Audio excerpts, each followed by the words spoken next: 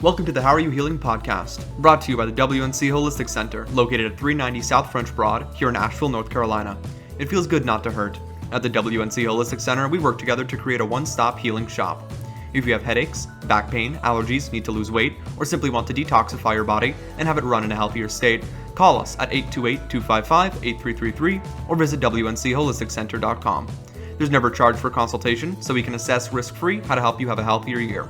At the center, you will find acupuncture, biofeedback, colonics, chiropractic care, ozone therapy, Reiki, neurofeedback, massage, osteopathy, and therapeutic counselors all working together to help you have the healthiest year ever.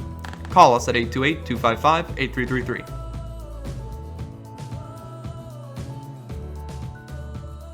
Good day. I am Dr. Michael Fortini, and I'm here with Jasmin Morell. Jasmin is a friend and festival producer is what I'm going to say. I know you're an author, you're a writer, an editorial consultant living right here, local in Asheville, North Carolina. The passion that you share, because I am friends with your husband, Michael, and we're both part of the Mankind Project. And he shares some of the passion around story and imagination that fosters healing. So this is what you do. All of it. I try anyway. What started you out on the path for wanting to deal with imagination, story? Oh, that's a fun question. I mean, I think when you talk about imagination, it's always easy to go back to childhood and the things and ways in which we're just able to kind of build these worlds in our head. And I was always really, I loved fantasy when I was a kid, and I loved the Chronicles of Narnia and Tolkien and just these really mythic, big stories. And then as I got older, and realizing the truths that were underneath those stories, I just really loved the way that story is unique, I think, in that it can just draw us in and connect us in a way that just straight facts aren't really going to do. Story produces an emotional response in us. And so that's why I feel that it's so lovely and important. I hear that. So in a community, how would you define what healing is in your space? Do you mean, well, I guess I can talk about personally. Do you mean? Well, when you said story, Mm-hmm. brings about a feeling. If I'm reading a story, I'm by myself and I have a feeling, that could be self-healing. But in community, because I know you put some gatherings together, was it the Wild Goose Festival? Mm-hmm. Yes. Festivals like that, it's like you have a mark on you for wanting to have fun and have people have fun. How is that healing? How do you see that as healing? Well, I think that art in general and is always going to be healing, or at least disruptive or challenging sometimes to us. I think that the stories that we communally kind of tell each other and maybe agree upon, and then the stories that we even tell ourselves personally, really shape the way that we experience the world. And so if there are events that are centered around story, then that's this opportunity for us all to come together and kind of either challenge maybe certain assumptions or just narratives that we carry in the back of our head, or it's a time to celebrate and affirm what's really good about the stories that we're telling ourselves. All right. So coming from the scientific background, I'm seeing endorphins being released, the happy hormone dopamine, and potentially changing the chemistry within our body when we're surrounded with fun story, with joy, with laughter. That's helpful. Sometimes stories are sad. It's okay to touch that feeling too. Mm-hmm. Yeah. Yeah, and I think that story is this invitation where we get to have hospitality for ourselves and hospitality for other people when we're really, so let me maybe back up. If I'm really operating out of this story that I'm telling myself that I don't have enough, or that I'm not good, or that I'm not Mm, worthy or valuable, or something like that, I'm gonna act out in those ways, and create damage and violence, not just to myself, but probably to the people around me. yeah, But if I'm telling myself a story that I'm loved, and if I'm reminding myself what I'm grateful for, then I'll behave in a different way. interesting. Wow. I found myself in many situations where I asked the question, how did I attract this into my life? And by you saying what you're saying, there had to be a story or a message going on that I might not have even been conscious about. So what would we need to do? If someone's listening right now and we're looking to become healthier in this community. We want our immune systems running better. We want to take vitamins and be outside, get vitamin D. Uh, but but the recipe of having more story in our life, to use that as medicine, how would one go about doing that? Would you suggest? What would we look at? Well, since I'm a writer, I always suggest journaling. Mhm. Um, and even if you're not a writer and not interested at all in that, I still think that there's a lot of power in just sitting down and being willing to tell yourself the truth. Um, Sometimes I even look back in my journal and I'm like, wait a minute, like I wasn't quite being truthful about my emotions there, and what was that about? And then I also mentioned gratitude. I think this practice of keeping a gratitude journal going, not only does it help me in the moment, but then after I've done it for a little bit of time, if I can look back through that and see this record that I have, again, of the story that I am safe, I do have enough, I have been held and cared for when I needed it. Or if I wasn't, there were maybe opportunities around me to reach out and ask for what I needed. That is really has made all the difference in my life. That, and being in a community of people who are willing to kind of witness me go through that, and hold me accountable. That's been everything. Yeah, yeah. So, do you journal every day? No, Every no, I week? don't. Yeah, probably every week. Okay. And actually, to tell the whole truth, though, to be honest, I think honestly, since the pandemic has started, this is the time when I wanted to journal more, but it has been more Yes. difficult for me to Isn't find the that something? time. Yeah, Oh, okay. Well, you've got some little ones running around I that do. I hard do. to escape. All right. I want to journal. I've journaled. I've got 4 journal books. I've started in one. I lost the book. I started in another. And how do what would you suggest for me to put journaling into my life as a part of my healing, my therapy, to self-reflect? How do I start? I'd maybe start by just giving yourself permission to not feel like you have to fill up a page or have some sort of page link, and maybe even say, like, I'm going to stop before I feel finished. Oftentimes, like, that's helpful for me. I don't get so exhausted by just wanting to like sit there and pour it all out. Yeah. Just you just jot down a few things maybe that felt important. That can be really helpful, I think. And what about the fear? Because I'm getting flashbacks of journaling, and if I'm going to be really truthful, somebody might find this book. It's true. It's true. And it is, I mean, I hear that and acknowledge that fear. And then I also think, though, that, I mean, the truth sets you free, right? And so if you're willing to be vulnerable on the page, then it might be, you might consider that you're that much closer to being vulnerable with somebody else that might come across this stuff. Okay. Or just hide it in a really, really good place. That's what's coming up for me, to be honest. I'm thinking of a lock. Some journals have a Yeah. little key thing, and all right. Oh boy. Okay. So yeah, all right. That's on my seed list, and I'm going to dust off some journals and see how that works, and get back to you on that. I would like to do that. One of the things that when I see you, and because you've come to the WNC Holistic Center here, where we have our practitioners, and I love you taking care of yourself in the ways that you do. And when I see you, what you might not know is there's the festival planner. There's the person that puts events together at the Block Off Biltmore, special people and authors and people of influence that you are connected to. That's a tool.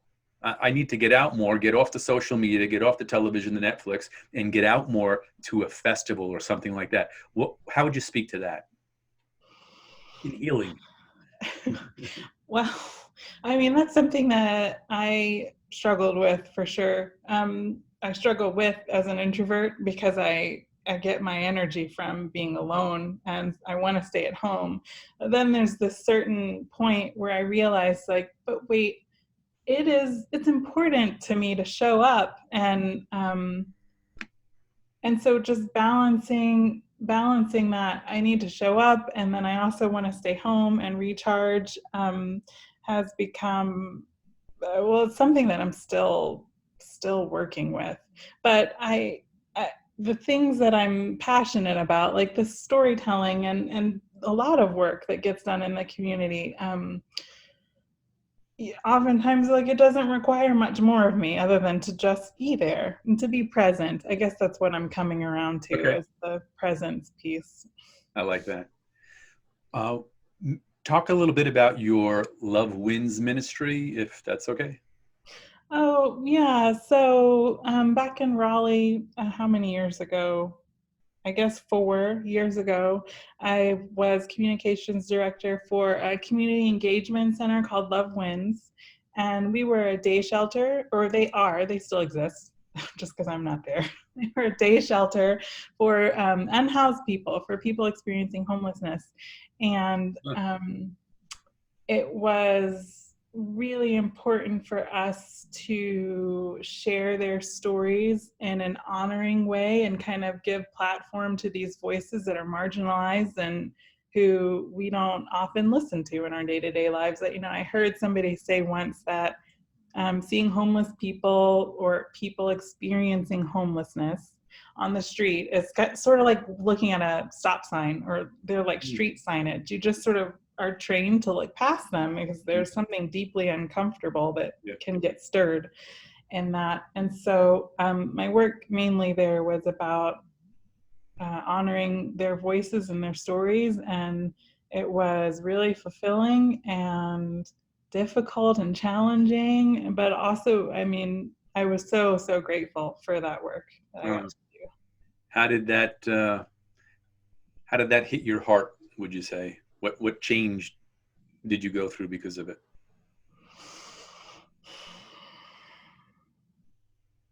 I think something my mentor and my colleague that I worked with there, he said, once you know someone's story, you can't, he didn't say hate them, but it was sort of like you can understand anyone when you know their story. And I just try to bring that to any situation now. I mean, even with people, it's like people that might like annoy me or piss me off or whatever. I'm going, but wait a minute, they have a story, Right. what is it, and what's in me that's causing this reaction to their behavior? That big question. Yeah. Yes. What am I projecting on this person? Right. That offers them the availability to be the teacher, because if you were ready, then you would just turn yourself into a student and have that person piss you off. So locally in Asheville is 12 Baskets. Have you heard of 12 Baskets? I have. Yeah. And because you're giving me the feeling, I've gone down there with my children to serve, and it's free lunch Monday through Friday at 11 to 1. And it's not only for the homeless, it's for any underprivileged, and it's for anyone. And the reason they encourage people to come down is because when the crowd is mixed, we can hear each other's stories, and we can feel important and respect each other. So that's a challenge for me, because my judgment wants to go right off and start judging people. Sure. Yeah. So that's that. So Love Wins Ministry. I like that name. Yeah. So tell me a bit about.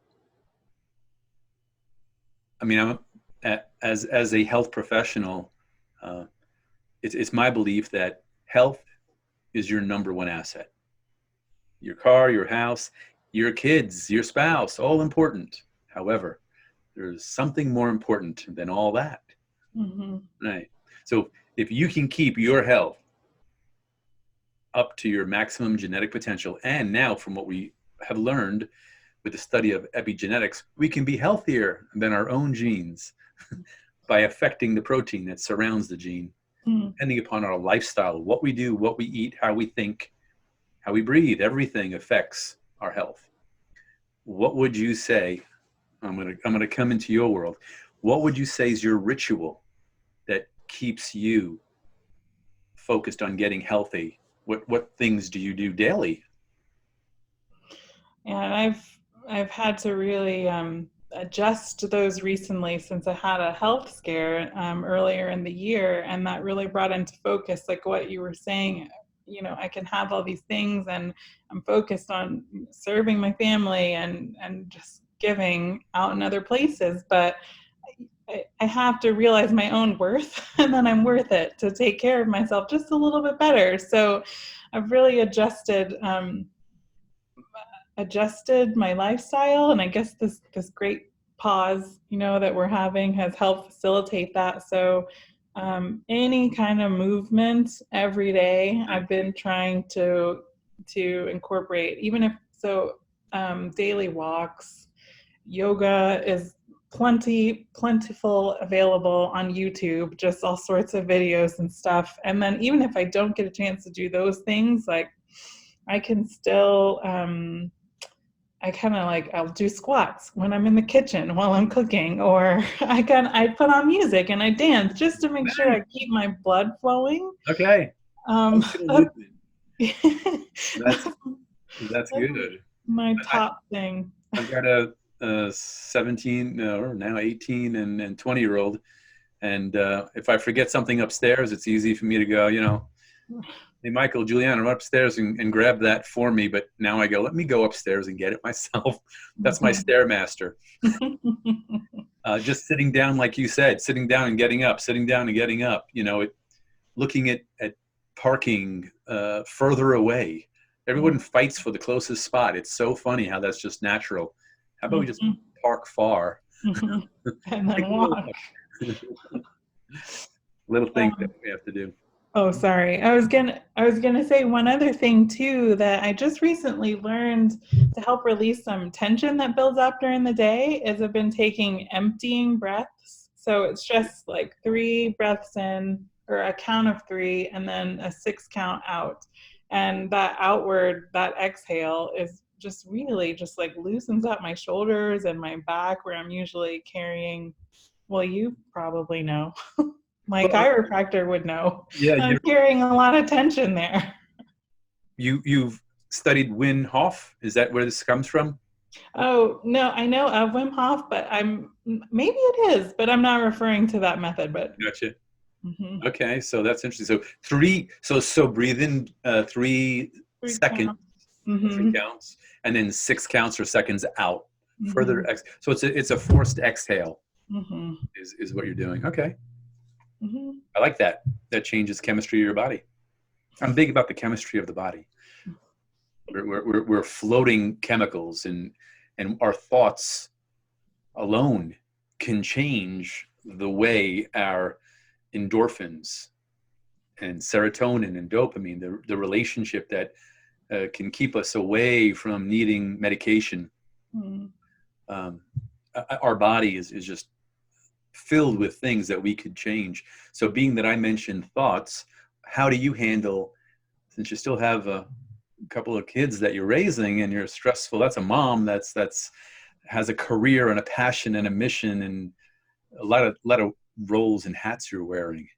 When you get stressed outside of the breathing, outside of the journaling, what's possibly another thing that you may look to or do? That I do. I mean, I can like name them off because I got a whole tool belt and whole Okay. arsenal of stuff.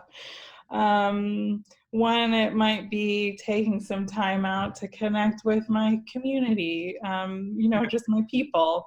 Another one might be like, I need to take a shower. I mean, sometimes that can just change the whole day. So Just go back taking to the community. So Oh, that sounds like sure. call a friend. Simple as that? Or Yeah, call a friend. And in this time of social distancing, I've set up Zoom calls with my girlfriends. And again, like it comes with sacrifices because on those nights, the kids will probably not get to bed till late, or they're running around crazy. But I just know that that's important for me to be able to connect with other adults during the day. all right. If I just checked the time, it goes so quick. Oh If yeah.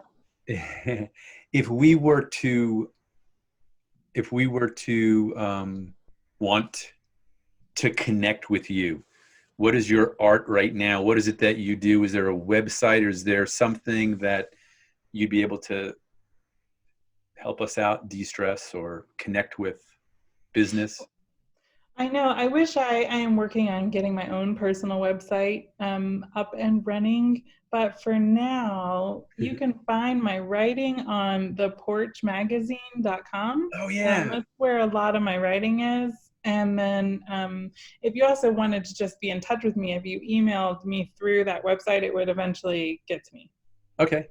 We could post that email up if that's okay Mm-hmm. on the YouTube. Or if did I just say on the YouTube? See, that's that's how new we are here. Porsche Magazine. So Gareth Higgins, I think, put that together. Yes, yes. Gareth Higgins is an Irish storyteller and a violence reduction I love Gareth. activist. Oh yeah. And he does amazing work. And he's one of those colleagues that I refer to. I mean, I've worked with him on several different projects, The Porch being one of them. And yeah, I'm I gonna love have to get him on because he's my mentor. Actually, he doesn't know it. He's a secret mentor. He He's just a has a good way about friend. him that Yeah. is. I just wow. There's and you have the same. I want to give that and acknowledge you for being a person that just has a presence. I don't know if it's vibration, if it's frequency, it's color. I don't go there when it comes to that, and I'm not saying it's not, because I can feel it. I'm definitely an empath, and it's great that, and then that's why you're here. To be quite honest with you, I wanted to interview you because of that sense that you have, and I'm gonna guess people can hear it, of it's all handled, even though you might know it's not. You know Oh. it is, but it doesn't see it right now. But I know it is. It's like that's my judgment. I don't know. Well, maybe it comes through as that I'm not always feeling this way, but I do believe it, that I'm always being held and guided. And I can say by God or spirit or a divine energy, however you approach a force bigger than you love. Okay. All right. So tell me about the porch. That you're a writer. Oh yeah, the Porch magazine, and the tagline is, wait, I always kind of mess it up, which is easy, so I have to look. A slow conversation about beautiful and difficult things. So Wait, let me say that. A slow conversation about beautiful and difficult things. mm-hmm, mm-hmm, Perfect. I mm-hmm, love that. mm-hmm. Yeah. So you write for the porch. Yes. Okay. And what's one of your favorite articles that you've recently written? Yeah, I got to do a review of this movie called The Banker. Okay. It is on Apple TV Plus right now, and Samuel L. Jackson and I'm forgetting the other main character's name who stars in it, but it's a story about two African American men who, I want to say in the 40s or 50s, bought a bunch of bank buildings in order to, and their main goal was to help other African Americans in the community just buy homes in places outside of where they had kind of been corridored, segregated. Okay. And it's an amazing film. It's based on a true story. I got to interview the director of it, and he was lovely to talk to. So yeah, that was a real fun piece to do. What's the director's name? George Nolfi. Nolfi? Like Nolfi, I believe. I may get that wrong. That's okay. Something close to that. Yeah. And if we wanted to, we could just Google the Porch Magazine and information would come up if we want to read some of your work there. Yeah. Mm-hmm. All right. Well, that's easy. So I'm going to further acknowledge you for just taking care of yourself. And I know that in many healthy ways, being in this profession of healing, sometimes, like you had said before, we forget to look at ourselves. And we're giving and we're serving, and we're giving and serving, and we're draining ourselves.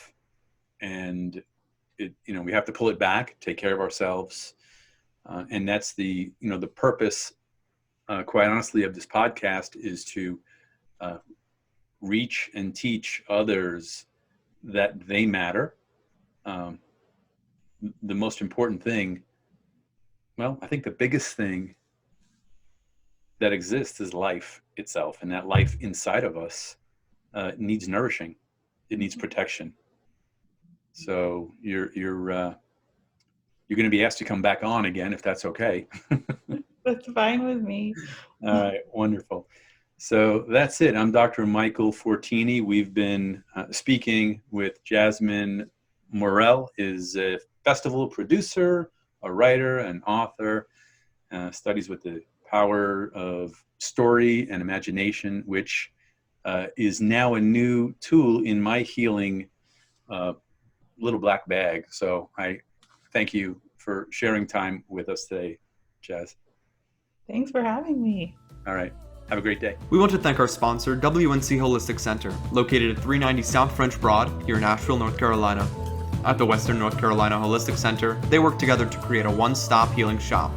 If you have headaches, back pain, allergies, need to lose weight, or simply want to detoxify your body and have it run in a healthier state, call them at 828-255-8333 or visit WNCHolisticCenter.com. There's never a charge for consultation, so they can assess risk-free how to help you have a healthier year. Call 828-255-8333 for your free consultation now.